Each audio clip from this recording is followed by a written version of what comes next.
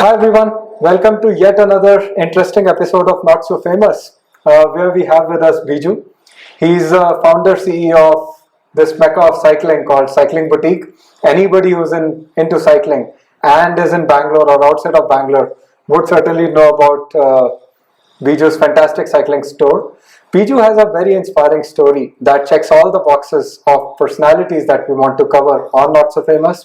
Comes from a very humble background, was a techie for many years before pursuing his inner calling of doing something about cycling, and look where we are today.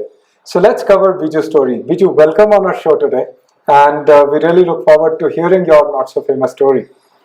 Sure. Thank you so much. Hello viewers. I'll be glad to share my thoughts as a person who has done different things in my life, and what I feel I achieved is good, and I'll be glad to answer any of your queries so that you can also do something different and also be proud of what you do in life. Awesome. So Biju, we have this new format where we ask you a bunch of questions like a rapid fire round. Doesn't need to be like rapid in nature. Okay. But some questions that help us understand what kind of a person you are. Right. So you're a cyclist. The first question, like a roadie cyclist or an MTB cyclist? Okay, so I may prefer 50-50 usage. I have actually multiple bikes for different purpose. Some bicycles give us go faster. Some will allow you to go anywhere. So I personally prefer road bike because it thrills and it gives us more results than a rugged mountain bike. Got it. Awesome. My second question to you would be: you prefer speed or distance? Like on a weekly ride or a daily ride, what do you prefer? You want to go fast or you want to go I generally like going a bit faster so that I will feel achieved more. At the same time, I also like the calm quietness of a touring ride also. But I may prefer normal situation go a little faster. Got it. Awesome. Let's say you have to travel from here to Goa. What would you prefer? Taking a motorbike, a car, or a flight? So, if time permits, I always prefer to go by a bicycle as a first mode. Then would have been go by a motorbike. Or if no chance, then I'll say if I have to reach on time on a faster way, I may prefer a flight. Got it. Otherwise, the memories which you get, the fulfillment you get could have been, I'll say frankly, a bicycle. And 99 or 100% of my cycling friends will say that gave us the best chapters of their life. Awesome. I didn't say cycling because I know Goa is like 900 kilometers. Right. So what is the longest ride you have done?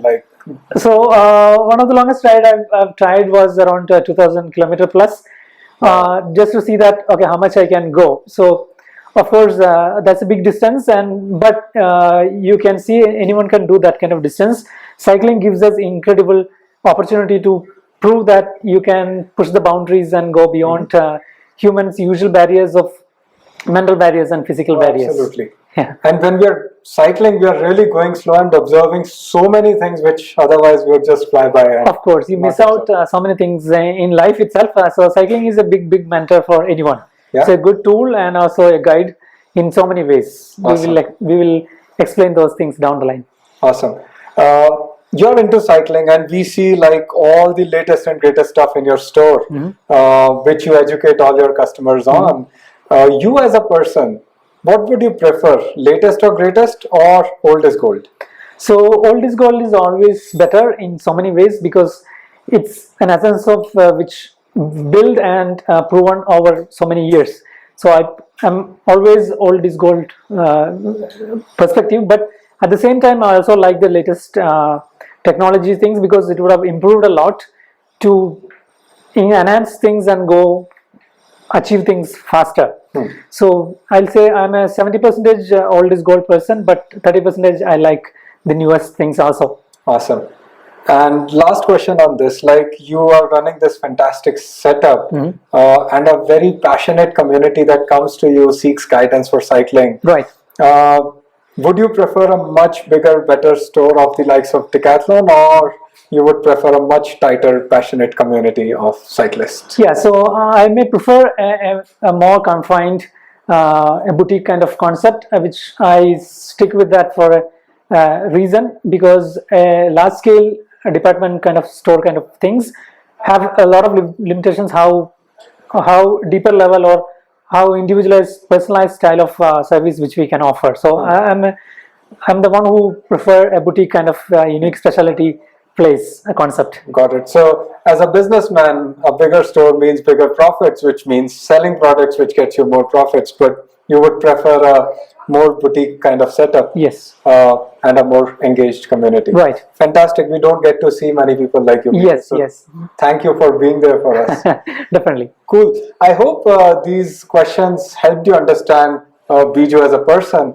And without further ado, let's get into knowing Biju's story.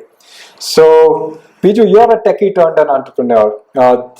We hear these kind of stories all the time, but you're not an entrepreneur who are chasing profits or dreaming of building unicorns, whereas you have this fantastic passion-led business of yours. Let's try to go back in your life and understand how your childhood was, because often we tell our audience that when we debug our personalities, what we are doing today has been a function of how our childhood was Yes. back then. Right. So tell us about your childhood, about your family, where you grew up, about your schooling, and tell us some of the things that you remember the most, Right. most beautiful memories of your childhood. Right. We were very closely knit village life I had, which people were very sincere, people were very open, and we have no boundaries. When I grew up in the 1970s or 80s, we literally didn't have any gates or even any walls around our village homes.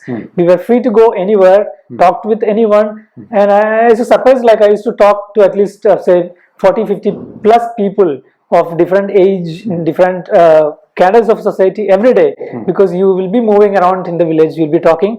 That really opened up the perspective to see people in a more friendly way, and they were all talking without any barriers and boundary. In the 80s life, if you recollect, for you ask kids, they're completely different that of what you see in a typical apartment life in modern world. So that give me a lot of perspective in my life to see people in a very friendly way and very open way, and also the humble backgrounds of what I had in the education and moderate education system, what we had, very economic education, what we have. I used to wonder, like, I would have finished my graduation until probably in few thousands rupees, or maybe high school in few hundred rupees, because everything was probably subsidized at that time. So there was a big thought-provoking stages which I had later to see why the world becomes so commercialized. What was the need to commercialize the world so much? That actually molded me character to a lot, to think about, provide ideas and philosophies, or even provide a business in terms of low cost effectiveness, and also think about how to run a business in a very moderate perspective, so that you don't end up burdening the customers. Got it. Very important concept. Got it. So, Biju, when you were growing up, you mentioned like you came from an agricultural background. Right. Were there expectations from your parents to do something bigger, better, or you were going on your own, deciding your own path? Right. How did you decide what to do in life? Very great question. So I was very lucky, really blissful to have born in that kind of era, where I could 100% say my parents have no clear expectations that I should be an engineer or I should be a doctor. So there was no pressure. We were village kids roaming around everywhere. And so we were taught that if you don't study, then life will be struggle. Kind of basic thoughts were given, but there was not like today's world of timetable based studies, all those kind of things. Life was completely different. Like a mild guidance, and then Mild guidance only. cruising Yes. through. Yes. Okay, so how come like you did engineering, like Right. we all do? Yeah. So coming from a village, how did you get exposed into that world and not really carry forward what parents were doing? So Right. how did that shift happen? Right. So if I compare today's world's kids and their education system, what they have, or what type of guidelines were instructed from parents and schools, there was hardly any fraction of that applied on my kind of kids' life. So we were never thought that there is something like engineering or some kind of medical degrees at our boundary of like 12th or in the college level. So life was different. Okay. So when you are not in that framework and you end up in a school or graduation level and you see, okay, the world is different, you have certain expectations kept, then what usually we may struggle is that we have to work hard.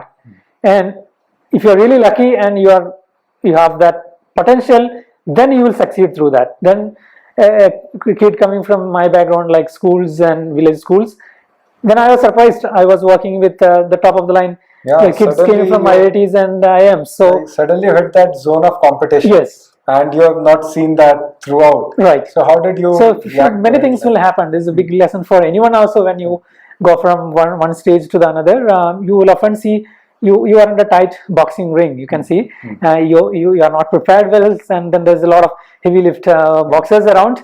How do you prepare? It's on your own traits and your will and your ability, and also the potential for you to think and act makes a huge difference. That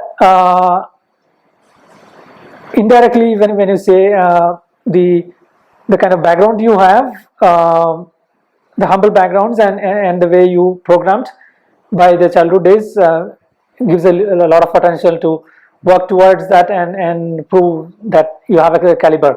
Got it.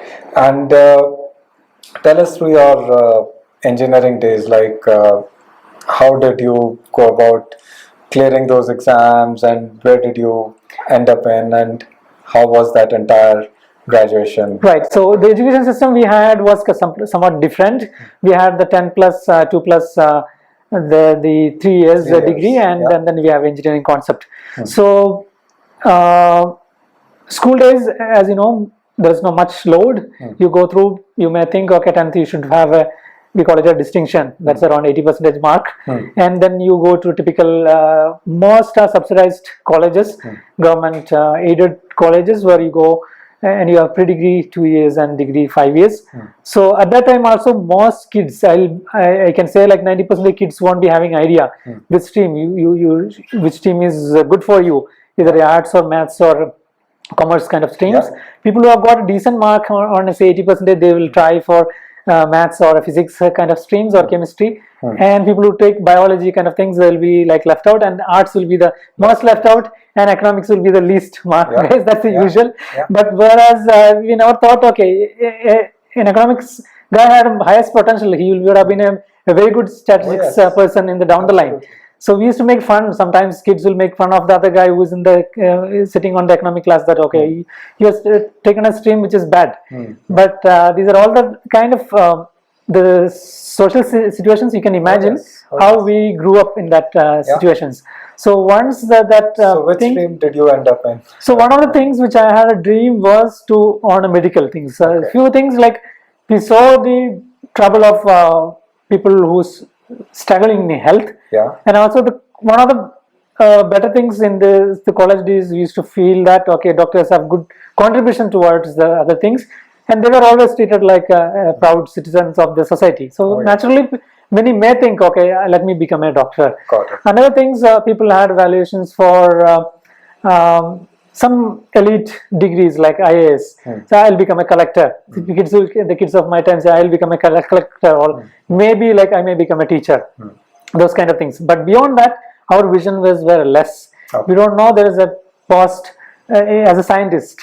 So that level of higher studies and deeper studies were never existed in our kind of dictionary. So you tried becoming a doctor from there? Yeah, though there was a little bit of effort from my side. They were trying to put me into engineering stream. Sometimes there was an effort to put me into the medical stream, but I was more oriented towards biology and that kind of streams.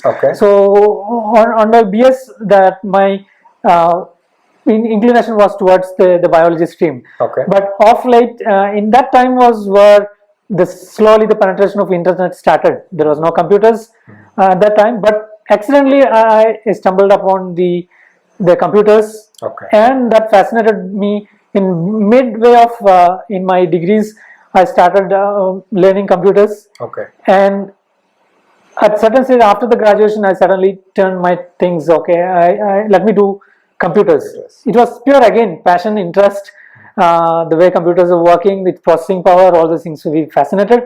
I started putting my studies into computers, did my masters, and then just like most of the kids in those times of villages, they'll try to migrate to a city for higher studies. And in my case, hardly a fraction of people did that, and I ended up in Bangalore. At that time, Bangalore was just a sleepy town. I ended up joining at that time. My first company was TVS Motors. Okay. Into ERP implementation. I was studying SAP at that time, so Got it. I got an opportunity. So was this like right out of college, or? Yeah, that was it difficult to- after my MS. Okay. So that was more into business oriented of SAP or ERP implementation than the technical aspects of it. Okay. I worked for some time. Then after that, I got a really turning opportunity to work for a company startup in Chennai. Okay. They gave me an opportunity, and it turned my life completely different. So it was the company evolved into an acquiring stage by Yahoo, and from there onwards, life changed forever. I mean, I'll say I becomes a hardcore technical person. I was making progress every day, giving the results. That was very satisfying whenever you program something and working with the people, achieving things, achieving deadlines. It was very good. So that life in general was putting everything into that. You were probably staying in the office for midnights, and sometimes We all have done that. yeah, all people do that. In that stage of the life, we will not usually think about finances much because you paid well, and probably at that time of that generation, the timeline which we want to, there was not much responsibility for us to invest. Yeah. I mean, you earn well was the equation. Then if you earn well, it's good. Yeah. But there was no idea at that time, probably in the 90s, that okay, you buy apartment, you buy a flat, you invest in a plot. Those kind of things were not there. back That then. just off 90s is what started that responsibility comes into picture. Yeah. And again, people of my age at that time, they were quite happy. The achievement was you prove in a company, and then you grade up from say normal interns to software engineers to senior software engineer to a tech lead to a manager was the thing. Manager is the end of the world probably, and hardly you may see people going to a director stage or a CEO stage kind of things was not there. So take us in brief through your career progression. Like you started off in ERP space. Right. How did it progress, and what caused the flip? Like when did you decide that I'm not doing this anymore? Great. So the starting, as I told, was into the ERP. As you know, at that time, companies ERP was just a unknown word. I worked in so many different startups, and different startups were addressing the needs of the time, be it on the e-commerce space, or is it on the technology space, or aviation, or anything to do with the internet, the progression of internet. Everything I feel, look back, it's huge. The contribution, even though in minor terms of the different modules of the project, but they were a very need of the time projects. When I feel, okay, my code was running in the telephone exchange, or the code is going into the flight and it is serving somebody, it was proud. And when I see that the code which I written in a Wi-Fi access point is around the world, it feels proud. You can say, okay, I did something. Absolutely. So that contribution was something. So in my midlife, I had these thoughts of higher level thinking. Okay, what is my life purpose, and what should be my contribution? So next, my thought was, okay, I done a career, something is achieved. What else I can do to make the others in a good way? So when was this shift happening? So that shift was. What was the trigger point for this? Like, okay, if so the career is going good, it's going good. Yeah, I found people were affected with health when they are putting too much effort into their careers. Health was taking a toll. And next was most people won't get that thought. Think that, okay, why we are doing all these things? Is there any demand for that, or is there any need for that? Should I work so hard and miss so many things in life, was a question. When I asked around people, you could see that okay, everyone was waiting for their annual vacations, where they have been struggling to take an annual vacation, but I could see that it's not happening. So there are some life-changing incidents also. Once I walked, I could see one night we were on 3-4 days in the office, and I could see that my office, he was a kind of the MD of the company, and we were working on a project deadline to release a project, and it was in the New Year time. I could see one fine evening, and his wife and kids came there. They were expected to go for a New Year vacation, and we hit it almost like midnight, and all are busy too much on a deadline project finish. And then I could see the wife breaking down. She's crying, and kids started crying, and I could see that the bad state of my boss. He has to go and sympathize with them. That okay, let's sacrifice. First misunderstanding coming from the family that okay, he's neglecting them, and boss coming to them and telling that okay, let's have to sacrifice for certain things. Let's postpone this event to some other time. So you decided to cut the chase there. Yeah, so we've been seeing that kind of things going here and there. Many incidents of the past. I've seen people on their personal side, they have to compromise in many aspects. When you are going out from home and say that okay, there is something to address at home, okay, you have to forego that. You cannot always get the liberty of handling things around. So certain thought of things, how to run something where I can have personal space and I can have taken care of myself was there in the mind when we crossed the mid-level of career. So I thought about what else I can do to do run something where I can take a break if required. Things was there. But when I looked into deeper sense, then I found it's not that much easy. You have a responsibility wherever you go, and you cannot cut down that very easily.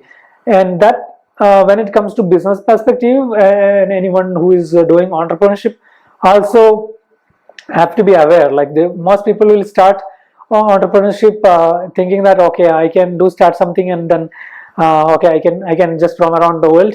That's not the often situation. There is a lot more things positive and negative in these two aspects. We will talk about that in detail also. Yeah. So we'll have a episode 2 where we understand your entrepreneurial journey. Right. The challenges that you went through to start this wonderful setup that you have today. Yes. So thank you very much for sharing your childhood, your career journey with us. Right. And in episode 2, we'll take our audience through the entrepreneurship journey that Biju went through. Definitely. So see you all in the episode 2. Sure.